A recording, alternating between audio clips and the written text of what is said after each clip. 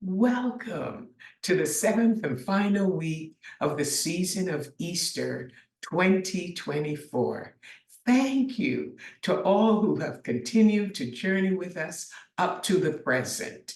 Today is Wednesday, May 15th, 2024, and I'm Gloria, your host for the Manna at the Tap podcast. As we continue our journey through Jesus' farewell teaching, we find ourselves in John's Gospel, chapter 16.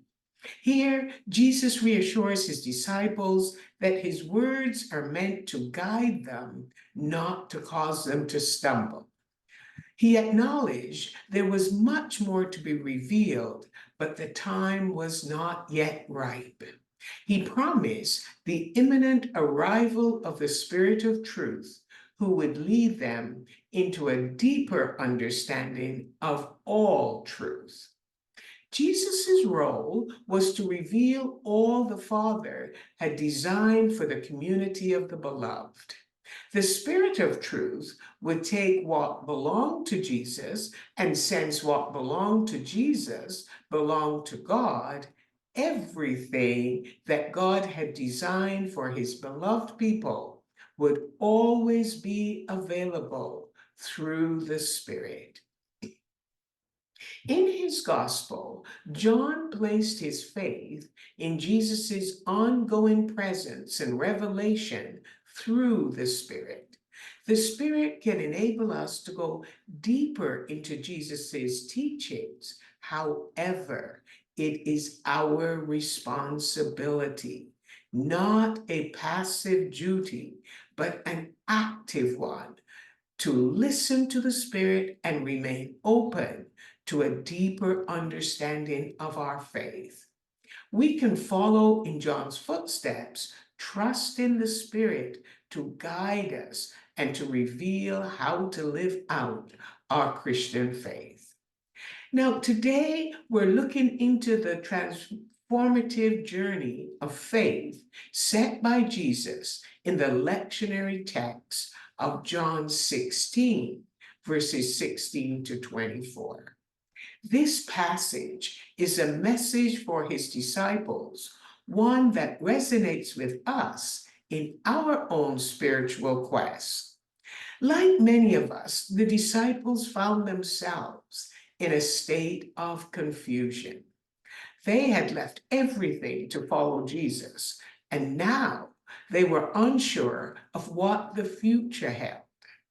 This uncertainty and struggle are familiar to many of us in our faith journey. That made them question each other, afraid to tell Jesus how they felt. But Jesus saw they wanted to ask him about his departure and then his return to them.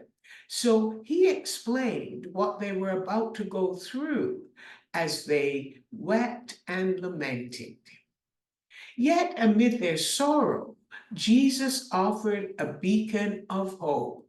He assured them their pain and suffering would be temporary and that true joy would follow. Everything may seem disordered in the present, but they would find solace in the process. And Jesus used a woman giving birth to illustrate what they were feeling and going through and the pain that she was experiencing. This was necessary for the baby to be born. But when the baby is born, the woman forgets the anguish she felt because of the joy that her baby is born. Their time of grief was heartbreaking, but no matter what could be taking place when they left the upper room that night, Jesus assured them that the Father would not discard them. All they had to do was to ask for what they wanted in Jesus' name, and the Father would give it to them. God's heart towards us is the heart of a father who wants us to experience lasting joy and gladness, even as we experience times of suffering and uncertainty. In James chapter 1, verse 2, we are presented with the paradox that we are to count it all joy when we have a variety of troubles and trials in our lives. This is the testing of our faith. And as we persevere to the end, we will grow and mature in our spiritual life and find that we are not lacking anything.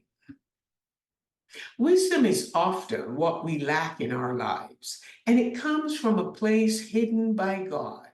It comes from God's sanctuary, and the hand of God can uncover and release it to us when we seek and ask for it.